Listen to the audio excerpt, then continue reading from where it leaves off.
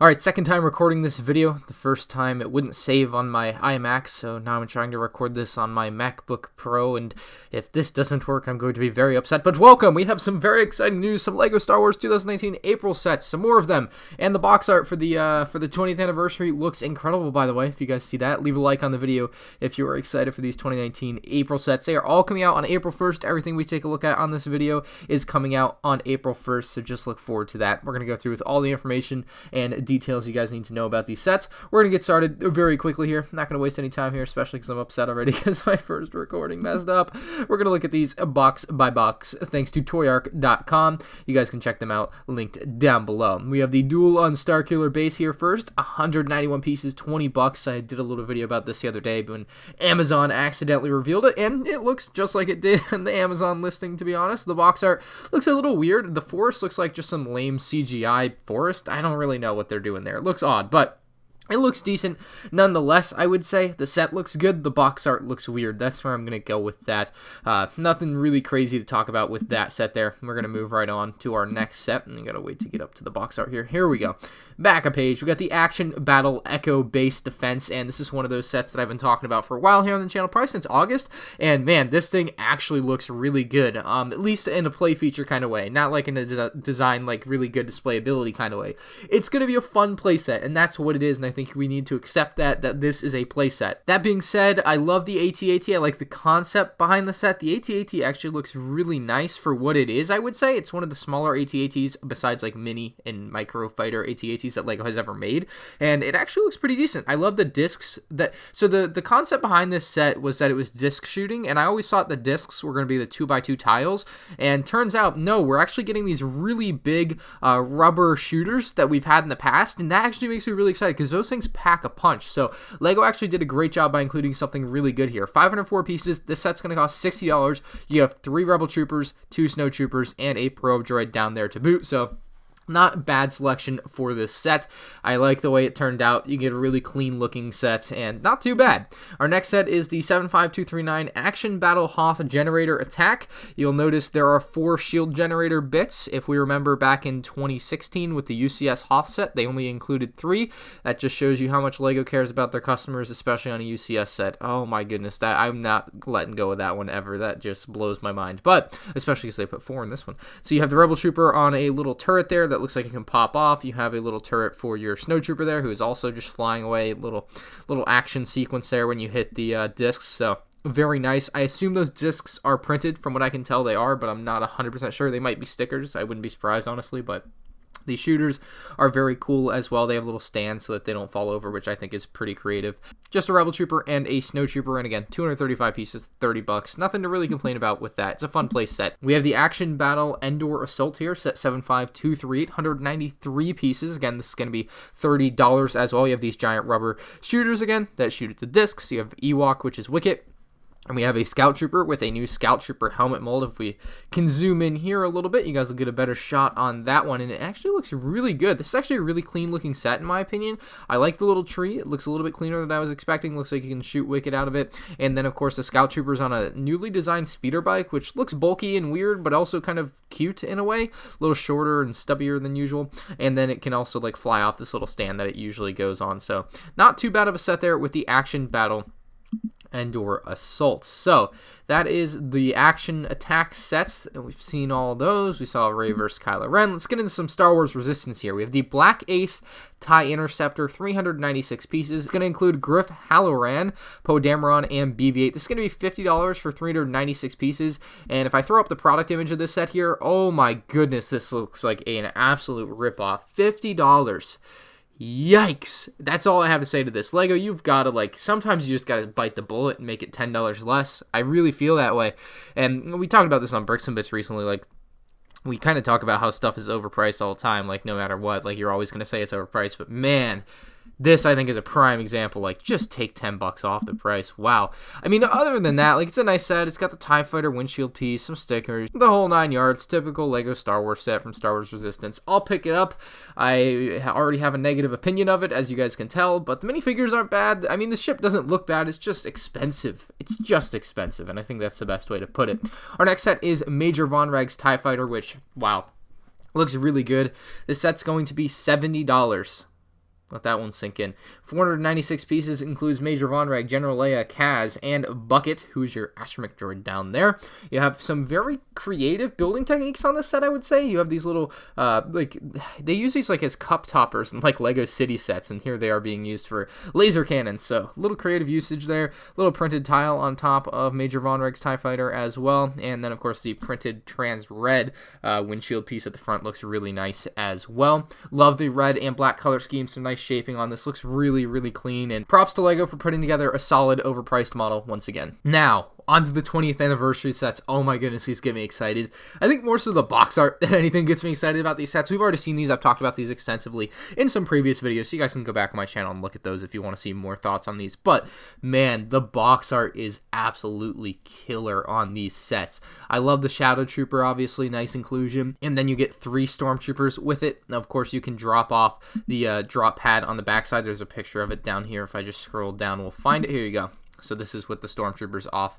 And it looks like they actually made it so that it's only going to be able to carry 3 Stormtroopers, which is nice because the previous one did 4, but it didn't include 4, so it didn't make sense. So this way, it kind of makes sense, and I like it. You got the new Stormtroopers, obviously. Not a bad design for the dropship. Nice, clean dark blue with a nice dark gray and black kind of mixed in as well. So not too bad of a ship. Again, $20, April 1st, 2019, like all the other sets. But man, does that box art look good. And the 2000 Han Solo collectible minifigure is also included. Yeah, not too bad. Moving on, we have the 75261 Clone Scoutwalker. Again, 20th anniversary edition, 250 pieces, $30. Probably wait for this one to go on sale. We have the 1999 Darth Vader as the collectible minifigure included. You get a Wookiee Warrior, a Kashyyyk Trooper, and a Battle Droid. I don't know why they didn't do a Kashyyyk Battle Droid, given that they did Kashyyyk Battle Droids in both the Droid Gunship and the AT-AP earlier in the year. Just kind of would have made sense to me. I don't know, a little continuity. Come on, LEGO. And then we, of course, have this nice barricade for the Wookiee Warrior there, which I actually really love the barricade. This is the first time LEGO's done one for a set. You have a little Spider Droid up there at the top of the screen, which is meh, in my opinion. I don't like the Spider Droids. Then the AT-RT, of course, is a really nice design that I think a lot of people are going to like. Obviously, it's very similar to what we had in 2013 with the 501st AT-RT, just kind of in a different color scheme, maybe a little bit better building techniques in some places, and maybe in your opinion, worse techniques, but in my opinion, it looks pretty dang good. Moving on, we have the 20th Anniversary Edition Snowspeeder, which actually, like, the box art for this looks surprisingly good. Like, for whatever reason, the angle that this Snowspeeder is at looks good to me, and I don't know how to basically put that, but it looks good.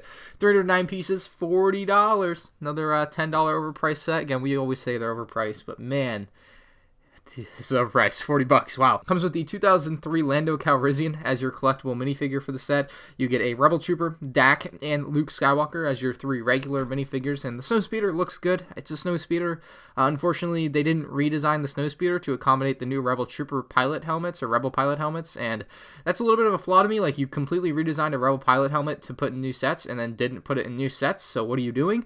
It doesn't make a lot of sense. Come on, LEGO. Please, like, actually do something that makes sense. Like, you could redesign your new sets to accommodate your new helmet because you wanted to make a new helmet. Like, it just doesn't make sense to me why they couldn't do it. Anyway, the Snowspeeder, like, it looks good. It looks like most of the other Snowspeeders we've had for the last decade. Something needs to change because, I don't know, maybe they can keep releasing the same thing, but I don't think they can keep releasing the same thing. It's kind of getting old with the Snowspeeders, like every 3 years. Like, here's another one. It's like, oh, yeah, I thought maybe this time you'd do something new, or maybe this time you would actually print the front piece.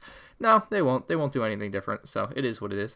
I like the dish turret. Looks clean. You have a nicely integrated stud shooter there on the side of it. You get the old Rebel Trooper big old weapon there, which is nice as well. Gotta love it. We'll move it on. Here we have the $30 20th Anniversary Anakin's Podracer, and I do have a small gripe with this set. A couple small gripes, but we'll get to those. We have the 1999 Luke Skywalker as our collectible minifigure, and most people are like, well, why didn't they put Luke Skywalker in the set that already has Luke Skywalker? It's probably because they didn't want to double up on him, so it makes sense to me. I think it's a great way to, like, kind of have them randomly and not make sense. I think that's the better way to do it. We have Anakin Skywalker and Padme Amidala as our 2 figures. We've seen those before. We have a very nice looking Podracer, which, like, I don't know, it looks clean. 279 pieces for $30 is a fair price.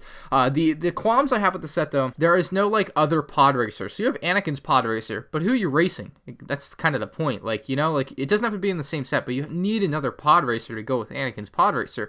Otherwise, there's nothing, like, fun to do as a kid. Like, you can't race anything else if there's not 2 Podracers. So that's a little bit of a downside to this for me. It kind of sucks that there isn't another Podracer on the market for you to have.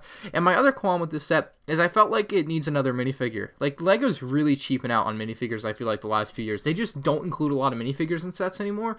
And I think you could have included like one of Anakin's young friends in this set. Like, why not? It just didn't happen. So that's just a small complaint about that set for me. But here we have the Slave One 20th Anniversary Edition, 1,007 pieces. It's going to be $120. It includes Boba Fett, Forlom, Zuckuss, Han Solo, and Han Solo and Carbonite. The collectible minifigure is the 2000 Princess Leia. Not too bad. Now, this Slave One, when the first picture came out, I thought it looked incredible, and I still think it looks pretty good. The box art makes it look really good as well. Love the box art on this set. But that being said, I think when you take a look at some of the other angles of this Slave One, if we close out of that, oh, there it is, and we look at this, like, if you look down in this center area here, it just doesn't look right for whatever reason. Same up here. Like, there are some weird spots to this. They've done a great job designing it, don't get me wrong, I still think it looks really good, but there are just some really weird quirks. They probably had to make some compromises along the way, and that's how things like that happen, where you just have this extra bit of space that I feel like looks weird, but maybe it's right, I don't know, dude. But yeah, like, it just looks weird in some places, and that's the best way to describe it. Like, for the most part, it looks really good. It just looks weird in some places. That being said, I love that you have the spring-loaded shooters integrated right into the front of it. Like, it looks really good. It's gonna have some fun play features, I'm sure, but it is another play Slave One. Not too bad. So, my overall opinion on this wave, and we'll start with the action attack sets. I think the action attack sets are really fun. I think they're going to be one of the more fun things to do with LEGO Star Wars sets like ever. Like, I can't even think of any time LEGO's done anything remotely close to this. I love that they're using the big rubber shooters. Those really pack a punch when you shoot them at things, and I think that's going to make this an even better thing. Like they actually shoot straight, which is going to be great. So really looking forward to these sets. I think they're going to be fun to play with. I'll have to try them out with my cousin Corey or my brother or something. We'll have a little action attack battle. I like the Rey vs. Kylo. I think this is I think that's a Walmart exclusive, but not 100% sure on that. Not a bad set either, $20. Moving on up to Major Vonreg's TIE Fighter. It's another really good set, just really pricey. $70 for a TIE Interceptor. When did that happen? But hey, by the way, props to LEGO. It's been, 13 years since we got a TIE Interceptor, but unfortunately this isn't like a traditional TIE Interceptor. It's in red, but it'll do for now. It'll do for now. Maybe in a few years we'll get an actual one, but not too bad looking on the TIE Interceptor, or Major Vonreg's TIE Fighter, if you will. Anyway, here we have the Imperial Dropship, another great, like, battle pack. I love the remake for the battle pack. I hope they do more stuff like that. The Snowspeeder, meh. By the way, I don't know if this is like a trial or like a pre-production piece, but the windshield on the Snowspeeder looks like it's like yellow. Maybe it came off the Sandspeeder. Maybe they had to like use a fill-in piece for whatever reason, because the white one wasn't ready. I hope that's true, because that looks so weird to me. It looked like it was the right color on the box art, and just doesn't look like it's the right color there, so I'm not sure. The Anakin's Podracer's fine. Again, just kind of need another Podracer to go with that, and I don't know if there's another one coming this year. I haven't heard any rumors, so probably not. This thing's overpriced. I'll just leave it at that.